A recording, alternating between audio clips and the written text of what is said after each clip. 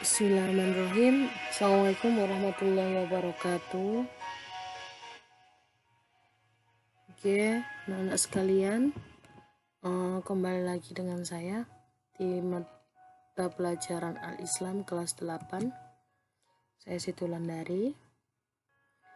Oke, pelajaran Al-Islam pada hari ini temanya adalah bab 4, hormat dan patuh kepada orang tua dan guru.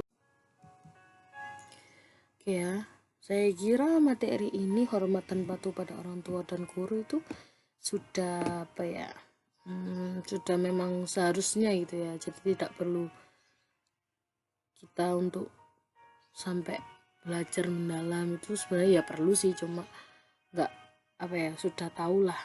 Kalau menurut saya seperti itu. Kewajiban menghormati kedua orang tua dalam Islam itu, Allah mengatur hubungan antara orang tua dan anak.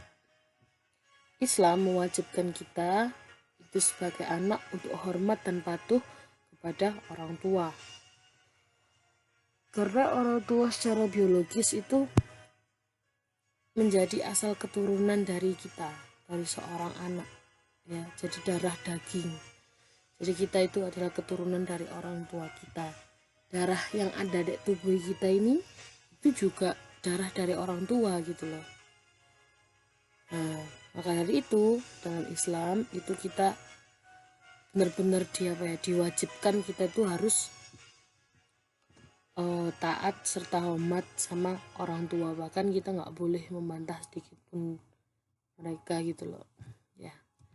Kemudian dalam surat An-Nisa ayat 36 dijelaskan bahwasanya Allah memerintahkan untuk menyembahnya, kemudian memerintahkan kepada kita untuk berbuat baik dan taat kepada orang tua. Nah ini dalam surat An-Nisa ini Allah memerintahkan tuh untuk menyembah Allah, kemudian memerintahkan kita untuk berbaik pada orang tua gitu loh. Berbuat baik pada orang tua merupakan kewajiban yang harus dipenuhi,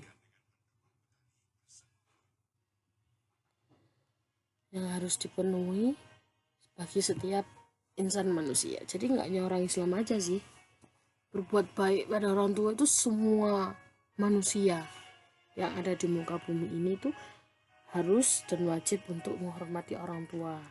Tapi kalau dalam Islam tuh lebih spesifik aja gitu. Kemudian perintah mengabdi kepada Allah diiringi perintah berbuat baik kepada orang tua.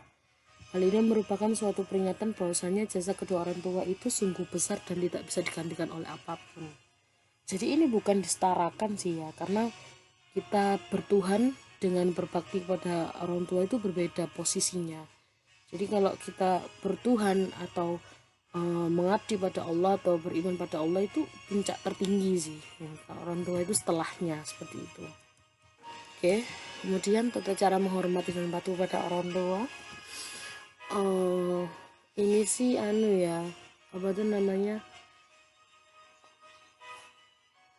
semuanya hampir sudah tahu lah ya. Hormat dan taat kepada kedua orang tua mencakup segalanya, mulai dari perkataan, perbuatan, sikap dan lain sebagainya itu harus menyenangkan, harus baik gitu loh.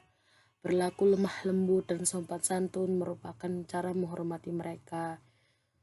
Kalau ngomong yang sopan, terus kalau bersikap juga harus baik kayak gitu ya. Itu saya kira sudah tahu semuanya sih. Serta mengikuti segala nasihatnya selama nasihat tersebut tidak melanggar syariat Islam. Nah ini penting, ini perlu digarisbawahi.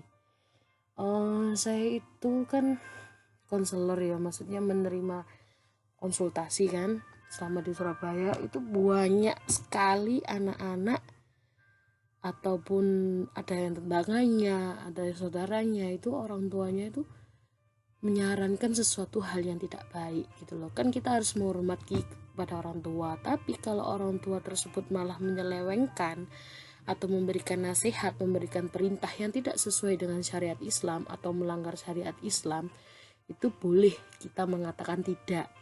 Contoh nih, ada orang tua yang nyuruh kita untuk ini ya, ada kasus satu ya, itu kasus dari klien saya itu, anaknya disuruh untuk pakai narkoba karena bapaknya juga pemakai gitu loh, ibunya juga pemakai, anaknya juga akhirnya disuruh untuk memakai. Nah seperti itu kan haram ya kan, tidak boleh karena itu melanggar syariat Islam. Kita boleh berkata tidak, boleh menolak, boleh juga marah gitu loh, karena itu benar-benar sudah parah sih kalau menurut saya. Akhirnya efeknya apa, dampaknya apa, ketika digerebek sama polisi itu ya ke rumahnya, itu anaknya yang kena gitu loh, anak yang kena. Padahal niatnya awal Pak Polisi itu nangkep bapaknya sama ibunya, anaknya yang kena. Anaknya ketika dites urin positif juga, akhirnya anaknya bilang saya disuruh sama bapak gitu. Jadi ini nih yang apa tuh namanya, banyak sih, banyak orang tua yang tidak paham dengan perannya sebagai orang tua, itu banyak sekali. Bahkan mereka lupa kenapa mereka menjadi orang tua kayak gitu. Nauzubillah min dzalik ya. Dalam hal ini Rasulullah sudah memberikan kita contoh dalam berbuat baik pada orang tua sebagai berikut. 1. Tidak boleh membantah walaupun berkata kepada orang tua. La ufin kalau nggak salah ya. La ufin, kita tidak boleh berkata soalnya disuruh, dek ambilkan ini, ibu rek nggak mau gini, itu sebenarnya nggak boleh. Hanya sekedar saja, kita nggak boleh membantah kepada orang tua. Tidak boleh membentak atau memarahi orang tua. Nah ini banyak juga para orang tua itu yang konsultasi ke saya, kenapa anak saya bersikap seperti ini. Wah, anak saya sering membentak, sering marahi saya, maki-maki saya. Itu juga banyak loh anak-anak yang modelan seperti itu. Nah itu bisa jadi karena faktor apa? Salah didikan satu, yang kedua lingkungan itu, dan ketiga teman. Ya itu faktor yang benar-benar efeknya luar biasa. Oke, selanjutnya tidak boleh menggunakan kata-kata yang buruk ketika berbicara kepada orang tua. Nah, ya jelas ya kan, membentak, membantah, memarahi nggak boleh, apalagi kata-kata yang buruk, bapak ibu dipisui contohnya, nggak boleh sama sekali. Bukan kodrat seorang anak gitu, tapi ada gitu kan. Saya ada murid di TK itu ya, anak kecil itu masya Allah subhanallah, pokoknya misui jos, pokoknya ibu elek gak cocok titik dipisui wes gak karu-karuan. Nah kayak gitu kan, karena apa? Lingkungan, kembali lagi ke situ, pengawasan orang tua kurang, kemudian lingkungannya buruk, temannya apalagi kayak gitu kan. Jadi orang tua itu juga nggak mudah kalau memiliki anak seperti itu gitu kan. Kita harus harus benar-benar waspada kepada lingkungannya anak-anak, teman kita harus memperhatikan dan sebagainya. Kemudian tidak boleh berbuat sombong atau semena-mena di hadapan orang tua. Ini banyak sekali nih contoh seperti ini. Sombong atau semena-mena, ini gini ya contohnya nih. Orang tua kan membesarkan anak dari bayi, ya mulai ibu mengandung, terus bayi lahir, merawat sampai tumbuh dewasa. Ketika dewasa mereka jadi orang yang sukses, akhirnya mereka lupa sama orang tuanya. Banyak sekali contoh seperti ini, lupa kepada orang tua, sombong ya kan, semena-mena, orang tua sampai gak diakoni kayak gitu kan. Itu benar-benar parah dan benar-benar auzubillah lah, jangan sampai kita berada pada posisi tersebut ya.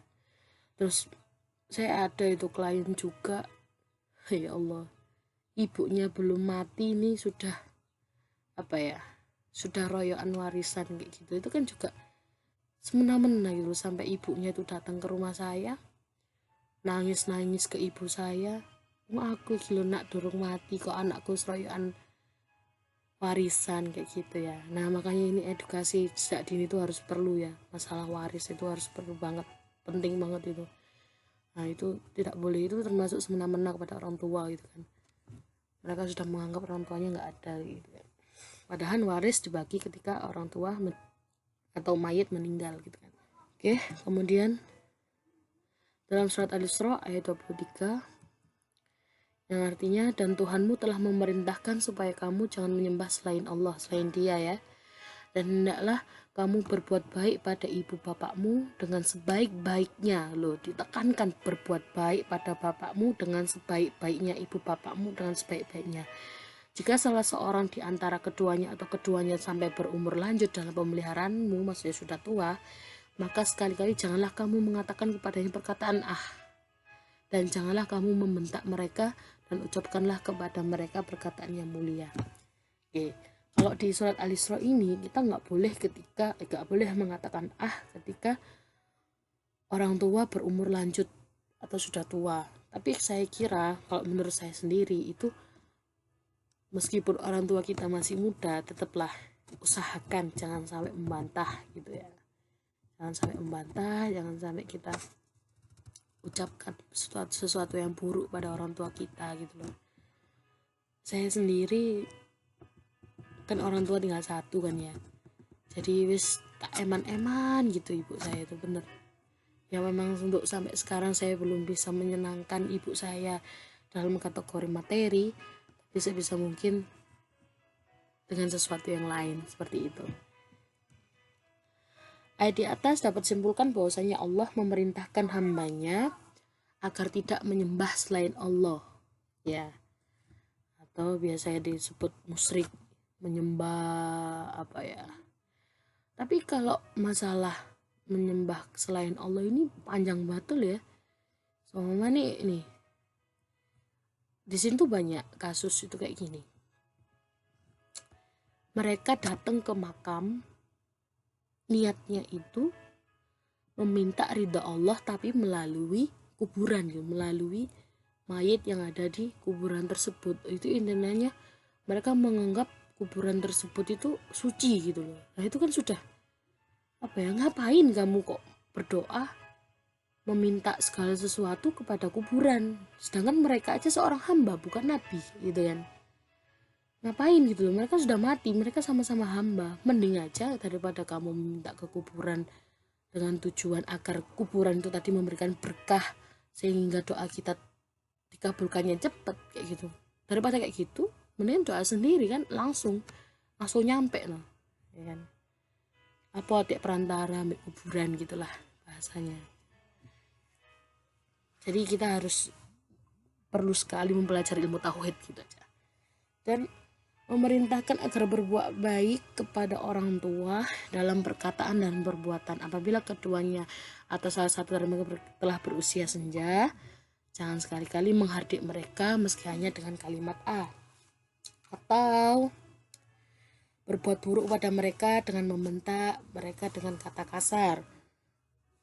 Perlakukan mereka dengan lembut dan berkatalah kepada mereka dengan perkataan yang baik dan halus. Perlakukan mereka dengan penuh kasih sayang serta doakanlah mereka agar senantiasa mendapatkan rahmat dari Allah sebagai balasan bagi mereka yang telah mengasuhmu ketika masih kecil. Nah, mendoakan orang tua itu kalau bagi saya jadikan wajib ya, karena kita nggak bisa gitu. Meskipun kita kasih uang kepada ibu atau bapak sak gunung gitu. Katakanlah kita punya uang bertumpuk-tumpuk, itu dikasihkan kepada orang tua itu masih kurang rasanya ya, nggak cukup atas pengorbanan mereka sama kita dalam perutnya ibu kayak gitu ya, itu kurang menurut saya. Nah, salah satu balasan yang paling baik kalau bagi saya itu adalah doa gitu kan. Kita nggak bisa apa-apa tanpa Allah gitu kan, kita nggak bisa apa-apa tanpa Allah. Ya Allah lah yang nanti akan memberikan kebaikan kepada ibu kita baik di dunia maupun di akhirat gitu. Hasilnya kan kehidupan dunia itu sudah nggak perlu dikhawatirkan, kita tuh sudah dijamin. Mulai dari kita belum ada di perutnya ibu itu kita sudah dijamin. Yang belum dijamin itu kehidupan di akhirat. Makanya didoakan ibu kita, bapak-bapak kita, ayah-ayah kita semuanya didoakan agar nanti kehidupan di akhirat mereka semua baik gitu. Seperti itu ya. Oke, tugas ya.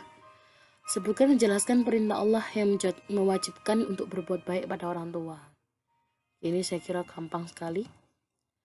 Mengapa kita wajib berbuat baik kepada orang tua? Nah, ini sangat gampang malahan ya. Oke, searching aja lah atau mengarang bebas boleh. Oke, berarti ini untuk materi yang berbuat baik kepada guru itu next PowerPoint. Ini khusus berarti untuk orang tua, oke ya. Mungkin ini yang bisa saya sampaikan, kurang lebihnya saya mohon maaf. Nun wal kolam nun wal kolam turun. Fastabiqul khairat. Assalamualaikum warahmatullahi wabarakatuh.